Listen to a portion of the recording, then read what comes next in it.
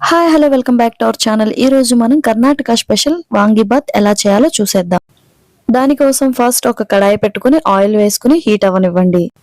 తర్వాత 1 table spoon శనగపప్పు, half table spoon జీరా, 1/4 table spoon ఆవాలు వేసుకుని కలుపుకోండి.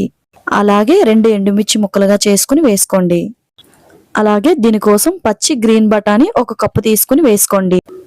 2 ఆనియన్స్ ని పెద్ద ముక్కలుగా కోసుకుని వేసుకోండి. అలాగే 3 పచ్చిమిర్చి, 1 టమాటో పెద్ద ముక్కలుగా కోసుకుని వేసుకోండి. వాంగీబాత్ కోసం ఇటువంటి వంకాయలను తీసుకుని 2 వంకాయలు పెద్ద ముక్కలుగా కోసుకుని వేసుకోండి. వాంగీబాత్ కోసం ఇటువంటి వంకాయలు మాత్రమే యూజ్ చేస్తారు. తరువాత 1 స్పూన్ అల్లం వెల్లుల్లి పేస్ట్ వేసుకుని రుచికి సరిపోయేంత ఉప్పు వేసుకుని ఒకసారి కలుపుకోండి. అలాగే 1/4 టేబుల్ స్పూన్ పసుపు, 1 టేబుల్ స్పూన్ కారం వేసుకోండి. మొత్తం అన్ని ఫ్రై అయిన తర్వాత వాంగీబాత్ పౌడర్ ఉంటుందండి, అది మార్కెట్లో ఎక్కడన్నా దొరుకుద్ది, అది కొనుక్కొని వేసుకోండి.